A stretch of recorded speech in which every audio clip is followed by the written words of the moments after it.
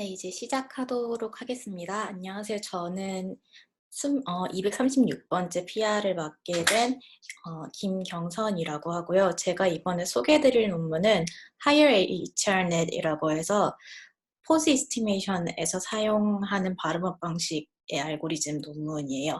이게 HRNet이라고 해서 기존에 논문이 있었는데 이 HRNet을 100분으로 해서 조금 더 좋은 성능의 발음업을 내가 내겠다라고 하는 게 Higher HRNet입니다. 먼저 2D Human Pose Estimation부터 말씀을 드리면 되게 많이 알고 계실 텐데 팔꿈치 아니면 이걸 엘보라고 하기도 하고 아니면 손가락 같은 사람의 신체 관절들을 키포인트라고 하고요. 이 키포인트들을 로컬라이제이션 하는 문제가 2D Human Pose Estimation입니다. 로컬라이제이션이 되면 하는 거고 안 보이는 부분들도 에스티메이션 하는 부분을 포즈 에스티메이션이라고 얘기를 하고요. 여기서 2D랑 3D가 있는데 2D 에스티메이션 같은 경우에는 XY 좌표만 예측을 하고 그래서 발음업 탑다운 이런 방식들이 있고 3D 휴먼 포즈 에스티메이션 같은 경우에는 빠르게 하기 위해서 제로샷이나 퓨샷 같은 거를 많이 사용을 하더라고요. 제가 이번에 소개해드릴 논문은 2D 휴먼 포즈 에스티메이션이라는 프로블럼을 다루고자 하는 논문이고요. 성능 평가는 크게 두 가지 방법을 선택을 해서 쓰는데 하나가 PCK고 하나가 OKS예요. PCK 같은 경우에는 Percentage of Correct Key Point라고 하는 건데 두 개의 차이는 그냥 데이터셋이라고 생각을 하시면 되는데 PCK 같은 경우에는 MP2라고 해서 이 포스 에스티메이션 할 때 많이 쓰이는 데이터셋 중에 하나인데 그거를 사용할 때 PCK를 많이 사용을 하시고 제 이번 논문 같은 경우에는 코코를 데이터셋으로 사용하거든요. 걔네 같은 경우에는 오브젝트 키포인트 시밀러리티를 사용을 합니다. OKS랑 PCK가 뭐 달라라고 하시면 OKS 같은 경우에는 오브젝트 디텍션에서 IOU라고 생각을 하시면 조금 쉬울 것 같아요.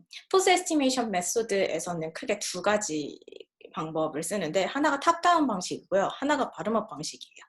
탑다운 방식 같은 경우에는 인풋 이미지에서 사람을 일단 두 번째랑 같이 바운딩 박스 형태로 디텍트를 먼저 해요. 여기서 사람이 두 명이 있겠구나라는 걸 우선 디텍션을 하고요. 그리고 나서 이제 한 사람 한 사람씩 한 사람의 포스트 에스티메이션 태스크를 진행을 하게 돼요.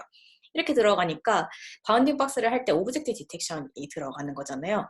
그래서 이런 것 때문에 컴퓨테이션이 조금 안 좋긴 해서 리얼타임에 쓰기에는 적합하지 않고요. 근데 좋은 점은 크로핑이랑 리사이징을 이걸 해요. 그래서 노멀라이즈를 하게 되면 세임 스케일을 갖게 됩니다.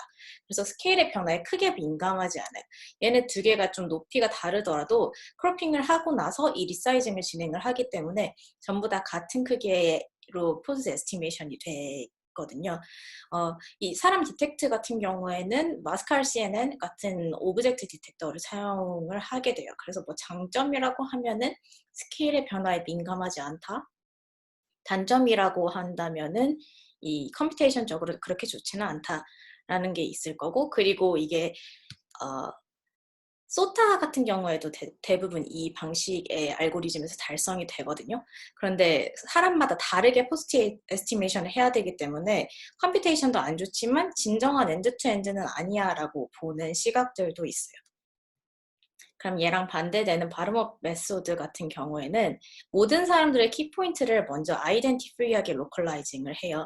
아이덴티프리 하다는 거는 두 번째 키포인트를 정할 때 이거는 A 사람의 키포인트야 라고 얘기하지 않고 여기에서 이 사진에서 키포인트들은 얘네 같아 라고 일단 로컬라이징을 하는 거예요.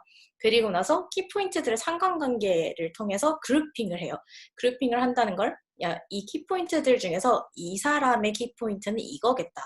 그 다음에 B라는 여자의 키포인트는 이거겠다라는 그룹핑을 진행을 하게 됩니다. 그리고 나서 해당 사람의 포즈 에스티메이션을 진행을 하게 돼요. 이 발음업 방식 같은 경우에는 디텍션을 진행하지 않기 때문에 빠른 속도라는 이점이 있고요. 그래서 이제 리얼타임에 좀 적합합니다. 근데 이게 발음업 방식이다 보니까 정확도가 그렇게 높지는 않고 스케일에 따라서 영향을 되게 많이 받아요. 여기는 이렇게 지금은 두 사람의 크기가 되게 비슷하지만 멀티 퍼슨을 디텍션하는 경우가 많으니까 그럴 경우에는 작은 스케일의 사람의 경우에는 정확도가 매우 낮은 안 좋은 점을 가지고 있습니다. 그래서 이 논문은 그러면 피처 피라미드랑 하이 레졸루션 피처 맵을 통해서 해결을 해보자. 이런 뭔가 정확도가 낮은 걸 해결을 해보자라는 거예요. 그럼 이제 뒷장에서 피처 피라미드랑 하이 레졸루션이 뭔지를 알려드릴게요. 피처 피라미드 같은 경우에는 오브젝트 디텍션을 많이 하셨던 호성님이나 다른 분들 같은 경우에는 잘 알고 계실 텐데 이 세그멘테이션이나 오브젝트 디텍션에서 스케일 베리에이션 문제를 다루기 위해서 자주 사용하는 방법 중에 하나예요. 하나의 이미지를 가지고 그 이미지의 레졸루션을 다르게 해서 인풋 이미지의 화질의 32분의 1부터 4분의 1까지 특징 맵을 형성을 하고 거기서부터 피처 맵을 뽑아가지고 프리딕트를 하는 방법이 피처 피라미드입니다. 얘 같은 경우에는 탑다운 방식에는 적합하긴 한데 바텀업 방식에 사용할 때는 조금 안 좋은 방법이라고들 얘기를 해요. 아니면 4분의 1에서 32분의 1에서 4분의 1을 예측을 해야 되는 거니까 바텀업 방식에는 적합하지 않다 이렇게 얘기들을 많이 하기도 합니다.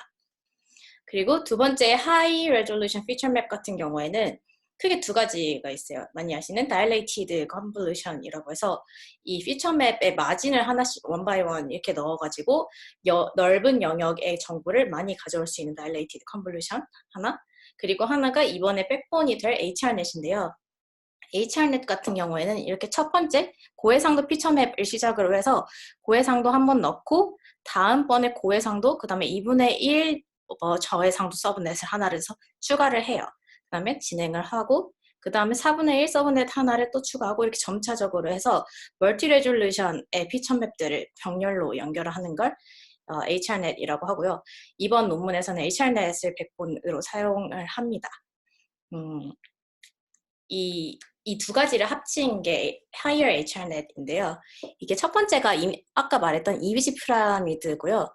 두 번째는 업샘플링 인풋이에요. 이미지 피라미드가 이 탑다운 방식에는 약간 적합하지만 바텀업에는 적합하지 않다는 게 있었잖아요. 이걸 해결하기 위해서 이 사람들이 낮은 해상도에 있는 걸 업샘플링하는 것들의 이런 연구들이 있었단 말이에요. 이 A, B를 합쳤다는 걸 생각을 하시면 되는데 그걸 HRNet이랑 HRNet, Higher HRNet이라고 생각을 하시면 되는데 기존 피처맵 같은 경우에는 인풋 이미지의 4분의 1 정도의 해상도를 가지고, 그러니까 싱글이죠.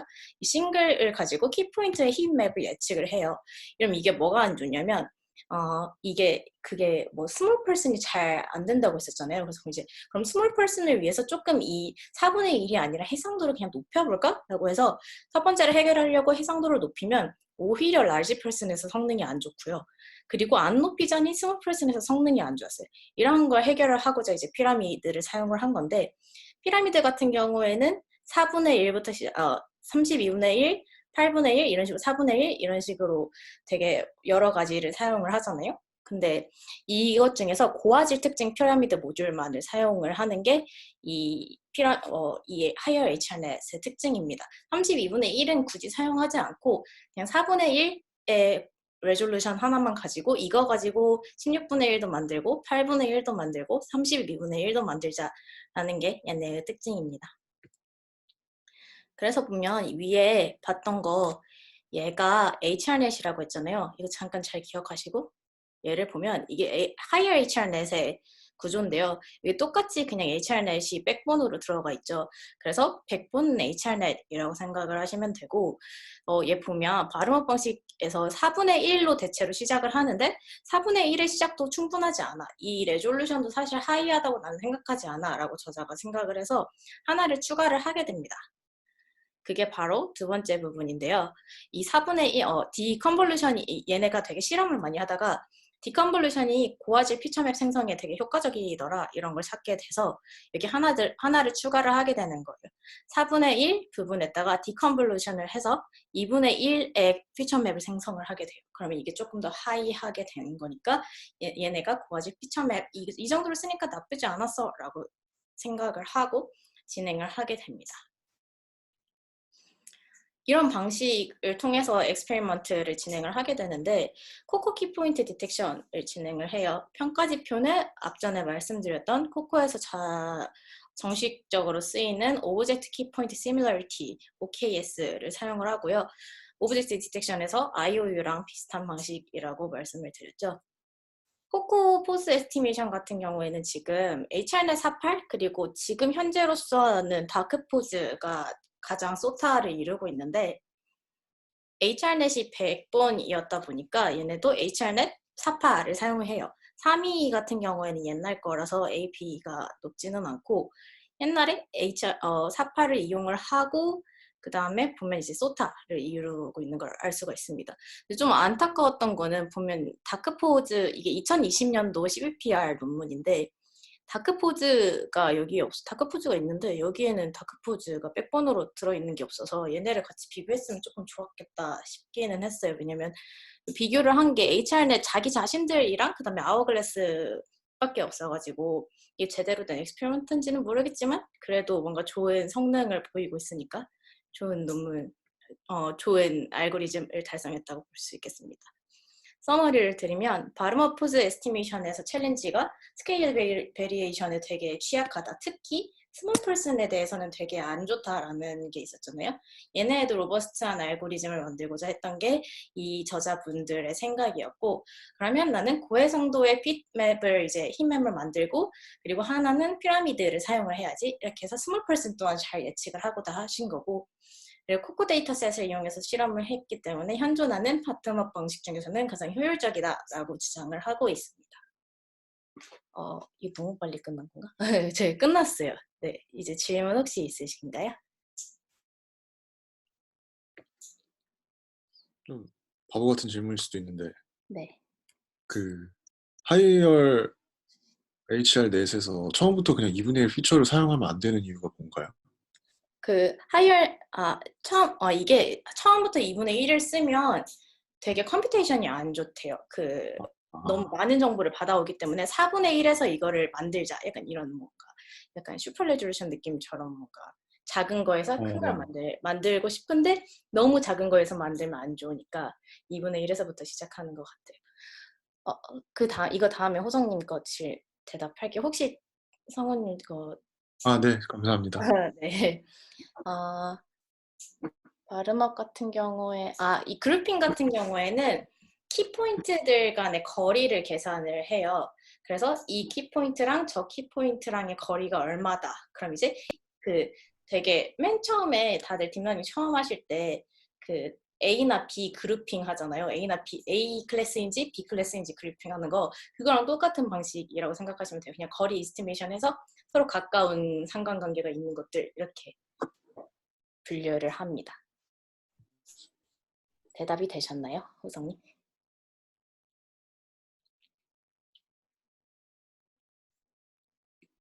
네, 감사합니다. 또 질문 있으신가요?